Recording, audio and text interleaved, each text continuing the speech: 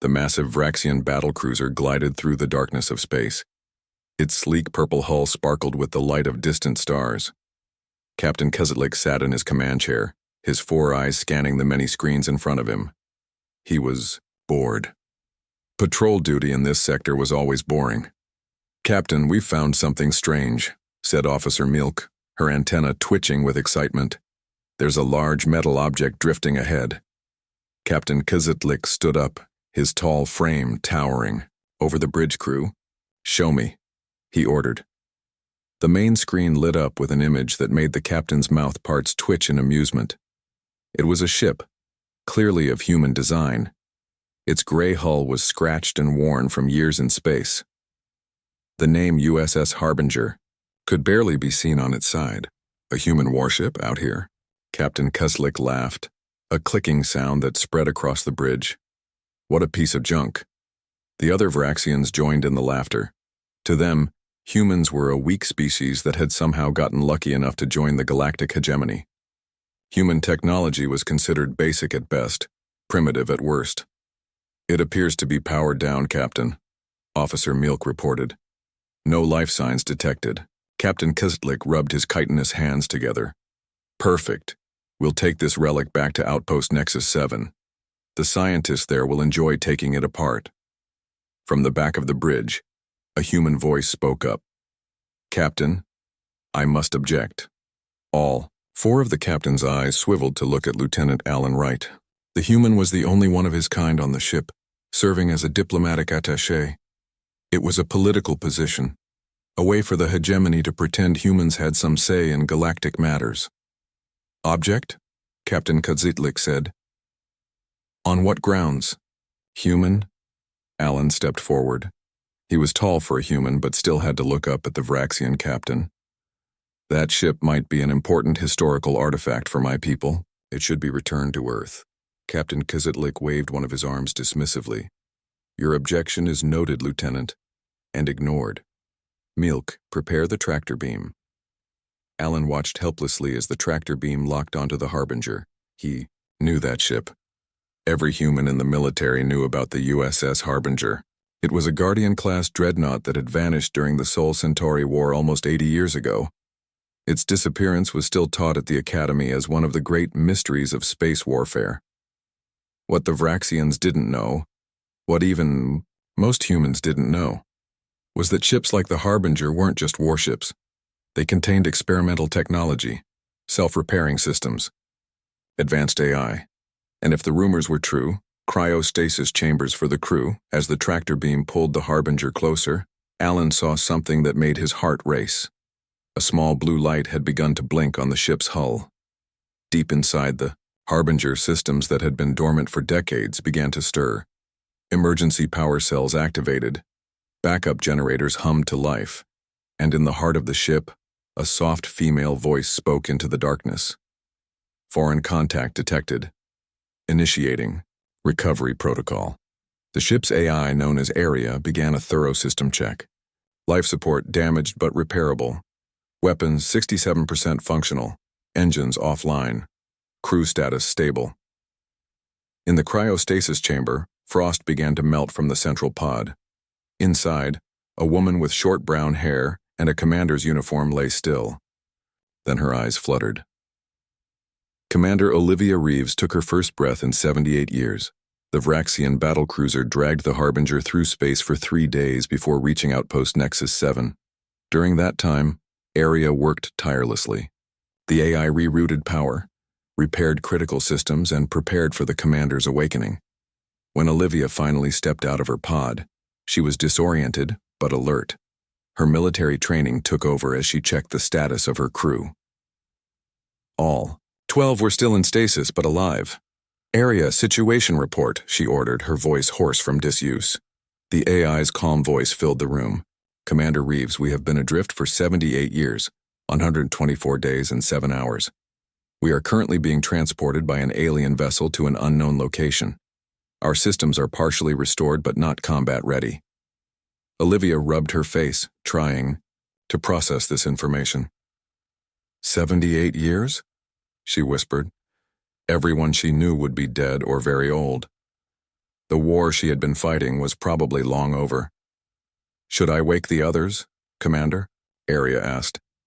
Olivia shook her head. "Not yet. Let me assess the situation first." She made her way to the bridge, her legs unsteady after so long in stasis. The ship was dark, running on minimal power. Through the viewports, she could see they were approaching a massive space station. "Arya, any information on that station?" "Negative, Commander. It does not match any known human or Centauri designs." Olivia felt a chill run down her spine. In the years they'd been drifting, humanity could have encountered any number of new alien species. They could be about to face friends or enemies. There was no way to know. Meanwhile, on the Vraxian battlecruiser, Alan Wright was getting desperate. He had tried reasoning with Captain Kozitlik again, but the captain was too excited about the prestige this discovery would bring him. "Think about it, Wright," Captain Kozitlik said as they approached the station. "I'll be known as the one who brought in this human relic. Scientists will study it for years. Maybe they'll even name some inferior technology after me." He laughed. Alan looked out at the Harbinger. The blinking blue light he had noticed earlier was now joined by several others. Something was happening on that ship, and the Varaxians were too arrogant to notice. As they docked at Outpost Nexus 7, Alan made a decision. He needed to get aboard the Harbinger, and soon. The outpost was buzzing with excitement as news of the human warship spread. Captain Kustlik strutted through the docking bay receiving praise from other aliens. Chief Engineer Grital, a squat six-limbed alien with specialized tools attached to each arm, was already planning how to dismantle the ship. "We'll start with the outer hull," Grital told the captain. "Then work our way in, documenting everything. The power core might still have some valuable materials we can use." Alan stood at the back of the group, watching as they prepared to board the Harbinger. The Vraxians saw the ship as nothing but an old relic, a piece of primitive human technology, to be studied and then discarded. If only they knew what was waiting for them inside. The aliens moved toward the Harbinger in a group, tools in hand and excitement in their voices. Alan Wright hung back, trying to think of a plan. He needed to get aboard that ship before the Vraxians started taking it apart. Inside the Harbinger, Commander Olivia Reeves made her way through the dimly lit corridors. Her muscles ached from disuse, but each step was stronger than the last. She reached the main control room and placed her hand on a scanner. The console lit up, recognizing her. "Arya, what's our status?" she asked. "Life support is stable in the central sections, Commander," the AI replied. "Self-repair systems are working at 42% efficiency. I detect multiple alien life forms approaching the main airlock." Olivia frowned. "Can we seal the ship?" "Negative.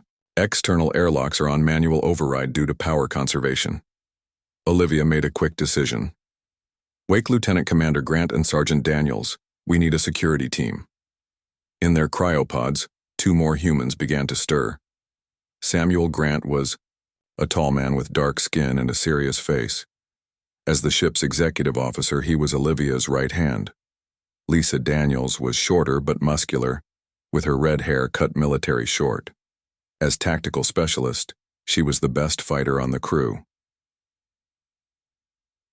On the outpost, Chief Engineer Grital approached the Harbinger's main airlock. The aliens had attached power cables to the ship, assuming it was dead. They had no idea that by doing so they were helping to recharge its systems. "This design is so inefficient," Grital commented as he worked on opening the airlock. "Humans never understood proper space engineering." Captain Kizitlik stood nearby, watching proudly. "Take your time, Chief. Document everything for the archives." Alan saw his chance. He stepped forward, putting on his most official diplomatic face. "Captain, as the human representative, I should be present for first entry, for the official record." Captain Kazitlik waved a limb dismissively. Fine. Just stay out of the way."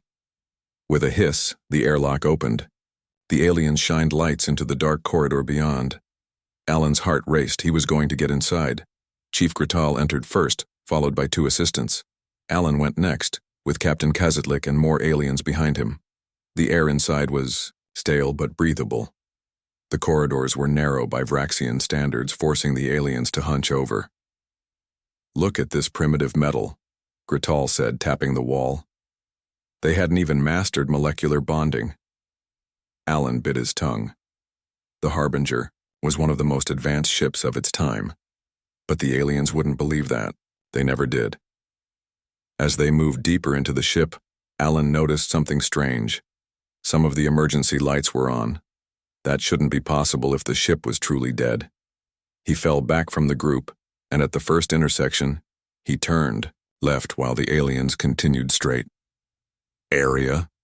he whispered, hoping against hope. "Ship's AI, are you active?" For a moment, there was silence. Then a soft female voice replied from a nearby speaker. "Identify yourself." Alan's heart leapt. "Lieutenant Alan Wright, Human Diplomatic Corps assigned to the Vraxian fleet. The Harbinger is being invaded by aliens who plan to dismantle it." Another long pause. Then, "Proceed to Section 14B. Commander Reeves will meet you there." Alan couldn't believe it. Commander Reeves was alive. The Harbinger's legendary captain was actually on board. He hurried through the corridors, following the small lit arrows that appeared on the walls to guide him. When he reached Section 14B, a door slid open. He stepped through and found himself staring down the barrel of a pulse rifle. "Don't move," said a woman with red hair and cold eyes. "Hands where I can see them." "Sergeant Daniels, stand down," said another voice. A woman with short brown hair and commander's stripes stepped forward. "Arya vetted him. He's one of ours." The rifle lowered, though Sergeant Daniels didn't look happy about it. Commander Reeves studied Alan with sharp eyes. "You're from this time period," she said. It wasn't a question. Alan nodded. "Yes, Commander. It's the year 2387. You've been gone for 78 years. Olivia's face showed no reaction, but Alan saw her. Hands tightened slightly. "And the war? The Sol Centauri conflict?" "Ended 75 years ago. Earth won, barely. Both sides were exhausted. A tall man joined them. "And our current status in the galaxy?" he asked. "You must be Lieutenant Commander Grant," Alan said, recognizing the man from historical records. "Humanity is part of the galactic hegemony now. We're considered a minor species, not very respected." Olivia, Sam, and Lisa exchanged looks. This was not the future they had fought for. "These Vraxians," Olivia said. "How powerful are they?" Alan grimaced. "They're one of the dominant species in the hegemony. Technologically advanced, militarily strong. They see humans as primitive. And they plan to take apart my ship?" Olivia's voice was dangerously quiet. "Yes, Commander. They see it as an interesting relic. Nothing more." Lisa Daniels hefted her rifle. "Then let's show them how this relic deals with borders." "No," Olivia said firmly. "We're outnumbered and in unknown territory. We need information before we act." She turned to Alan. "Tell us everything you know about our situation." Meanwhile, the Vraxian exploration team had reached the engine room. Chief Grital was beside himself with excitement. "Look at this power core. So basic, yet surprisingly elegant," he said, running a scanning device over the massive central column. "It's based on fusion principles, but there's something else here I don't recognize." Captain Kizitlik was growing bored. "How long will it take to disassemble?" "At least several days," Grital replied. "I want to document everything properly." "Fine. I'm going to contact High Command. They'll want to know about our find." As the captain left, one of Grital's assistants called out in surprise.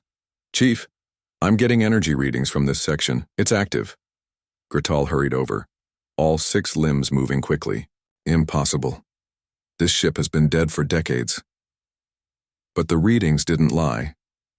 Deep in the Harbinger systems, more and more circuits were coming online.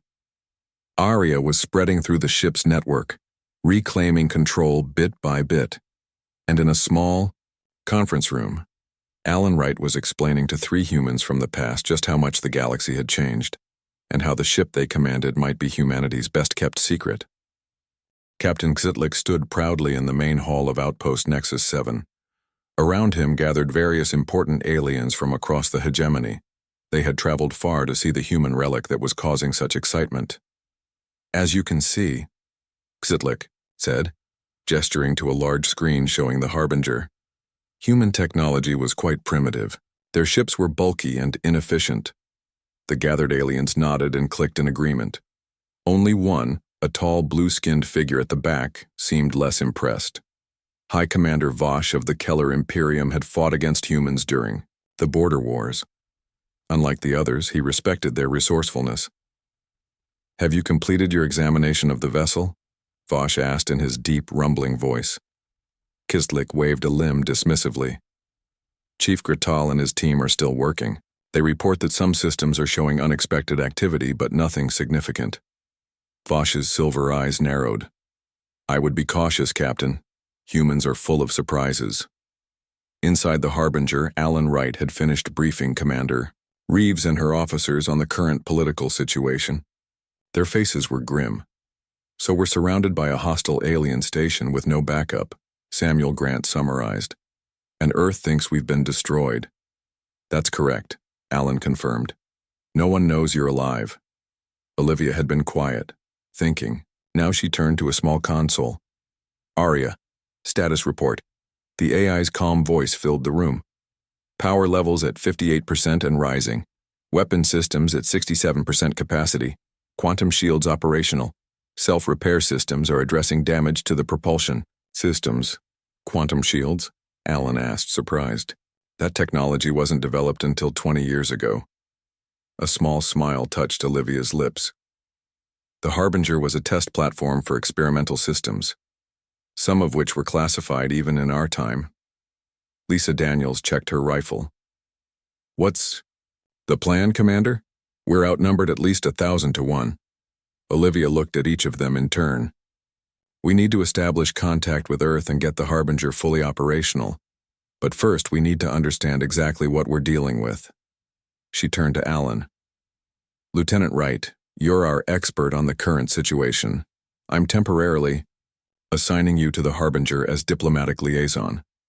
Alan straightened, surprised but pleased. "Yes, Commander." "We need more information about this outpost," Olivia continued. "And we need to wake the rest of the crew." In the engine room, Chief Gratal was becoming frustrated. The ship's systems were behaving strangely. Every time his team tried to disconnect a component for study, backup systems would activate.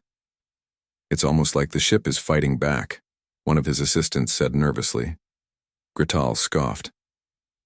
"Don't be ridiculous, it's just automated protocols." But privately he was disturbed. This was not normal behavior for a derelict vessel. Meanwhile, 4 more of the Harbinger's crew had been awakened from cryostasis. Chief Engineer Peter Mason, a stocky man with graying hair, immediately went to the engine room to begin repairs. Medical Officer Heather Jones, Communications Specialist Doug Rivera, and Navigation Officer Kelly Martinez joined Olivia in the command center. "What's our status, Chief?" Olivia asked over the comm. "It's not pretty, Commander," Mason replied, as he worked. "But it's not as bad as it could be. Aria's been maintaining the critical systems all these years. With the power they're feeding us from the station, I can get the engines online in about 12 hours. "You have 6, Olivia told him. "Yes, ma'am," Mason answered without missing a beat. Olivia turned to communications. "Rivera, can you tap into their systems without being detected?" Doug Rivera, a slender man with quick hands, was already working at his console. "Aria's given me access to some of their networks. Their security is good, but they never expected a threat from inside. I want to know everything. Station layout, defenses, personnel, and I want to know who's in charge." "Yes, Commander." Across the outpost, the celebration continued. Captain Xitlik was being praised for his discovery. He had arranged for tours of the Harbinger to begin the next day. "Only the outer sections, of course," he told the gathered dignitaries. "Some areas are still being studied." High Commander Vosh remained skeptical. "And the human diplomatic attaché?" he asked. "What does he think of your plans to dismantle his people's vessel?" Xitlik made an annoyed clicking sound. "Right?" He raised some objection but has since disappeared. probably sulking somewhere. Vosh frowned. That didn't sound right to him. Humans weren't known for giving up easily. Back on the Harbinger, Alan was helping Rivera sift through the outpost's data. There, he said, pointing to a file. That's the command structure. Rivera opened it, and the information appeared on screen. Outpost Commander Thrak, Vraxian Military. Security Chief Zul, Casparian, and look who's visiting, High Commander Vosh of the Keller Imperium. Alan's eyes widened. Vosh? That's significant. You know him? Olivia asked. By reputation. He fought against Earth forces in the Rigel conflict. Unlike most aliens, he respects humans. Some say he even studies our military history. Olivia considered this information. He could be useful, or very dangerous. A warning light flashed on Rivera's console. Commander, I'm detecting a security sweep. They know someone's in their system. Pull out, Olivia ordered. We've got what we need for now. In the station's security center, an alarm sounded. Chief Zul, a reptilian alien with sharp teeth, looked at the screen in surprise. Someone's accessing our databases from the human ship, he reported to Outpost Commander Thrak. The Outpost Commander, a larger version of Captain Kazitlik with more elaborate markings, clicked his mandibles in surprise. How is that possible? It's a dead ship. Apparently not as dead as we thought, sir. Thrak's eyes narrowed. Send a security team to investigate, and inform Captain Kazitlik discreetly. I don't want to disrupt his celebration if this is nothing. On the Harbinger, Olivia gathered her officers. It's time to wake the rest of the crew. We need to be ready to move when Mason gets the engines online. What's your plan, Commander? Grant asked. Olivia looked at the tactical display showing the outpost. We're going to take back our ship, and then we're going to show the hegemony exactly why they should have treated humanity with more respect. As she spoke, the lights on the Harbinger grew brighter. Throughout the ship, systems long dormant hummed to life. Arya's voice came over the comm. Commander, security teams are approaching the main airlock. Estimated time of arrival, 2 minutes. Olivia nodded to Daniels. Time to welcome our guests, Sergeant.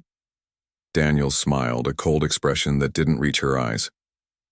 With pleasure, Commander.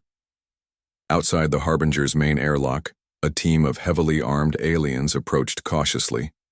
They had no idea that inside the old Relic wasn't just awake, or it was ready to fight. The alien security team reached the Harbinger's main airlock.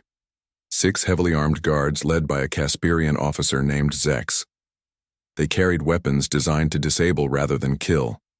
Their orders were to find out what was happening on the ship and secure it. Breach on my mark, Zex ordered, his scaled hand hovering over the airlock controls. But before he could give the command, the airlock door slid open on its own. The aliens stepped back in surprise, weapons raised. Standing in the doorway was Sergeant Lisa Daniels. She wore the standard uniform of a human fleet tactical officer and carried no visible weapon. Can I help you? She asked calmly. The aliens stared at her in shock. Zex recovered first. Who are you? How are you here? Sergeant Lisa Daniels, USS Harbinger. And this is my ship. I should be asking what you're doing here. Zex's eyes narrowed. This vessel is the property of the Galactic Hegemony now. You will come with us for questioning. Lisa smiled slightly. I don't think so. She stepped back and the airlock door slid shut before the aliens could react. Zex immediately tried to override the controls, but nothing happened. Get this door. Open now, he ordered his team. Inside the ship, Lisa hurried back to the command center. Security team at the main airlock, Commander. They're trying to get in. Olivia nodded. Area, seal all entry points, activate internal defense systems. Throughout the Harbinger, heavy metal shields slid into place over every airlock and access point. In the corridors, hidden panels opened to reveal defense turrets. The ship, which had seemed like a harmless relic, was transforming into a fortress. On the outpost, alarms began to sound. Captain Kazitlik was pulled away from his celebration by a frantic message from Security Chief Zul. The human ship is active. It sealed itself and is showing power readings consistent with weapons charging. Kazitlik's mandibles clicked in agitation. Impossible. It's a derelict. The gathered dignitaries began to murmur in concern. High Commander, Vosh stepped forward. What exactly is happening, Captain? Before Kezitlik could answer, the lights throughout the outpost flickered. Then every screen and display changed to show the same image. Commander Olivia Reeves, standing on the bridge of the Harbinger. "Attention Outpost Nexus 7, she said, her voice calm but firm. "I am Commander Olivia Reeves of the United Earth Fleet. The USS Harbinger is sovereign human territory. Your attempts to salvage and dismantle this vessel constitute an act of aggression against Earth." Kezitlik stared at the screen in disbelief. How is this possible? High Commander Vosh watched with interest. "I warned you about humans," he said, quietly. On the screen, Olivia continued. "We demand safe passage to Earth space. Any further hostile actions will be met with appropriate response." The transmission ended, leaving the aliens in stunned silence. Then, Outpost Commander Thorak stormed into the hall, his four eyes blazing with anger. "Captain Kezitlik, your harmless relic has just hacked our main systems and is threatening us." Kezitlik's carapace paled. "It's just one old ship. Destroy it before it can leave." "No," High Commander Vosh interrupted. "I want to speak with this human commander." Thorak hesitated. Vosh outranked him, but this was his outpost. "Very well, but I'm activating our defenses." On the Harbinger, the crew worked frantically to prepare the ship for possible combat. Chief Engineer Mason had both feet braced against a wall as he manually aligned a power coupling. "Almost there," he grunted. "Rivera, reroute power from Deck 3 to the engine core." In the command center, Olivia watched the outpost's response on the tactical display. Defense turrets were powering up. Fighter ships were launching. "They're not taking us seriously," she observed. Samuel Grant stood at her side. "Should we show them what this ship can do?" Olivia considered for a moment. "Not yet. Let's try diplomacy first." She turned to Alan. "Lieutenant Wright, you know these aliens. What's our best approach?" Alan studied the tactical display. "Commander, that larger ship docked on the far side belongs to High Commander Vosh. He's different from the others. He actually respects humans." "Can we open a channel specifically to him?" Rivera nodded. "Yes, Commander. I've isolated his ship's communications." "Do it." High Commander Vosh was surprised when his private communicator activated. On the small screen, he saw Commander Reeves looking directly at him. "High Commander Vosh," she said, "I understand you have experience with human forces." Vosh inclined his head. "I do, Commander Reeves. I fought against your people in the Rigel conflict. Your tactics were impressive. Then you know we prefer peaceful resolution when possible, but we will fight if necessary." "I do. And I am curious how one human warship plans to stand against an entire outpost." Olivia smiled slightly. "Would you like a demonstration?" Before Vosh could answer, Outpost Commander Thorak interrupted their conversation. "All weapons trained on the human vessel. Prepare to fire on my command." Olivia's expression hardened. "It seems diplomacy has failed. Stand by for that demonstration, High Commander." The transmission cut off. Vosh looked out a viewport at the Harbinger. The once dormant ship now glowed with power, blue lights running along its hull. On the Harbinger's bridge, Olivia took her command chair. "Tactical status, Sergeant Daniels?" "They have 20 defense turrets targeting us, plus 5 fighter ships moving into position," Lisa reported. "Shields?" "Quantum shields at full capacity, Commander." Olivia nodded. "Navigation Officer Martinez?" Kelly Martinez looked up from her console. "Engine power at 82%, Commander. We can move, but not at full speed." "That will do." Olivia took a deep breath. "Aria, target the outpost's primary weapon control node. Precision strike only." "Target." "Locked, Commander," the AI responded. "Fire." A pulse of energy shot from the Harbinger's forward array. It wasn't the massive barrage the aliens expected. Instead, it was a single, focused beam that struck a small control tower on the outpost's outer ring. The tower exploded in a shower of sparks. Throughout the outpost, weapon systems went offline. "What happened?" Thrak demanded. "They've destroyed the weapon control node," a technician reported in disbelief. "One shot, perfect accuracy." High Commander Vosh smiled to himself. This was exactly why he respected humans. They didn't waste resources on shows of force. They identified the critical target and struck with precision. On the Harbinger, Olivia opened a channel to the entire outpost. "That was a demonstration of our targeting capabilities. We do not wish to cause casualties or unnecessary damage. But make no mistake, this ship is fully operational and will defend itself." She paused, letting her words sink in. "Now, shall we discuss our safe passage to Earth?" The aliens were silent, shock evident on their various faces. Then High Commander Vosh stepped forward. "I believe, Commander Reeves, that we have much to discuss. And I, for one, am very interested in hearing how an obsolete relic managed to disable our most advanced outpost with a single shot." High Commander Vosh sat across from Commander Olivia Reeves in the Harbinger's conference room. Between them, a holographic display showed the ship's path back to Earth space. Alan Wright stood behind Olivia, while Samuel Grant and Lisa Daniels flanked the door. "So," Vosh said, his deep voice thoughtful, "your ship contains technology that was experimental even by your standards 78 years ago." Olivia nodded. "The Harbinger was a test platform. The quantum shields, precision targeting, systems, and Aria herself were all cutting edge when we disappeared, and now they are beyond anything the hegemony possesses," Vosh observed. "Interesting."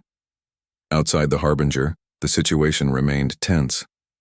Outpost Commander Thrak had pulled back his forces but kept them on alert. Captain Kozitlik was furious that his prize discovery had turned into a diplomatic incident. "We should destroy that ship now," Kozitlik argued in the Outpost Command Center, "before they can take its technology back to Earth." Thrak shook his head. "High Commander Vosh has ordered us to stand down. And after what they did to our weapons with one shot, I'm inclined to obey." Back in the conference room, negotiations continued. Vosh studied the human commander with respect. She showed no fear despite being surrounded by potential enemies. "I can provide escort to the border of human space," Vosh offered. "But I must ask, why has Earth kept such technology secret? The quantum shields alone would change the balance of power in the hegemony." Alan Wright answered, "Earth doesn't have this technology, High Commander, at least not deployed on this scale. After the Harbinger disappeared, the projects were abandoned or scaled back." Vosh's silver eyes widened slightly. "So this ship is unique? Even among your own kind?" "For now," Olivia said simply. Vosh understood the implication. Once the Harbinger returned to Earth, its technology would be studied and replicated. The balance of power would shift. "The Vraxians and others will not be pleased," Vosh said. "Is that your concern, High Commander?" Olivia asked. Vosh considered for a moment. "My concern is stability, but perhaps the hegemony has been too comfortable for too long. A reminder that humans are not to be underestimated might be healthy." A small smile touched Olivia's lips. "Then we have an agreement?" "We do. My ship will escort you to Earth space. No one will interfere." When Vosh returned to the outpost, he was met by angry protest from Captain Kozitlik and other aliens. "You're just letting them go?" Kozitlik demanded. "With a ship that could change everything?" Vosh turned his silver gaze on the captain. "That ship already has changed everything, Captain. The humans just demonstrated technology that makes our best weapons look primitive. Would you prefer to start a war we might not win?" The aliens fell silent, considering his words. "Besides," Vosh continued, "think of the story you can tell. How you discovered not just an old relic, but a ship that will reshape galactic politics. That's far more impressive than finding space junk, wouldn't you agree?" Kozitlik's anger slowly faded as he realized the High Commander was right. This would make him famous across the hegemony. On the Harbinger, preparations for departure were underway. Chief Engineer Mason had the engines at 94% efficiency. The entire crew was now awake and at their stations. Olivia sat in her command chair, watching the activity around her. After 78 years, they were finally going home. But to a home that had changed in ways they were still learning about. Alan approached her. "Commander, I've been thinking about my position." "You want to stay aboard?" Olivia guessed. Alan nodded. "If you'll have me. I understand Earth politics now. I can help you navigate the changes." "What about your position with the Vraxians?" "Think my diplomatic career with them is over," Alan said with a smile. "Besides, this is where I can make a real difference for humanity." Olivia considered, then nodded. "Welcome aboard, Lieutenant Wright. Officially." 3 hours later, the Harbinger disengaged from Outpost Nexus 7. Its engines glowed blue against the blackness of space.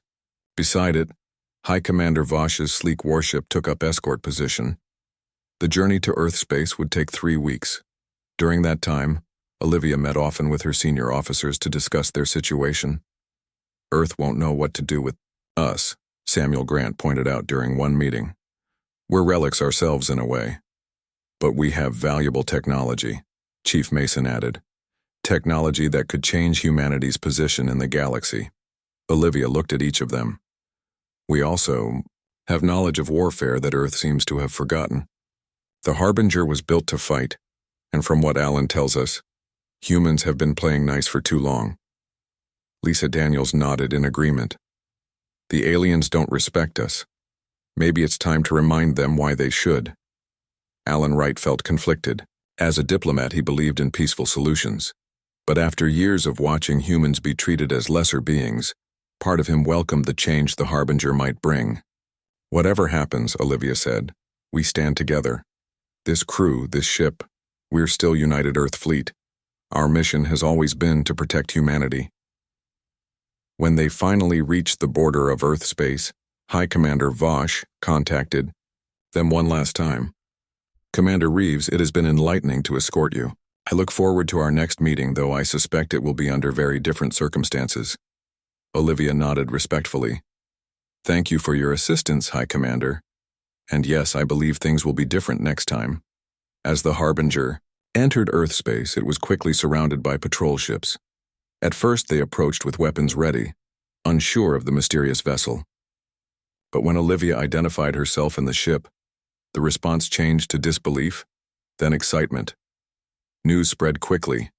The legendary USS Harbinger, missing for 78 years, had returned, and with it, technology that would change humanity's future. On Earth, military and political leaders scrambled to prepare for the Harbinger's arrival. Scientists were eager to study its advanced systems. Historians wanted to interview the crew who had become living relics. But what no one yet realized was that the Harbinger brought more than just technology.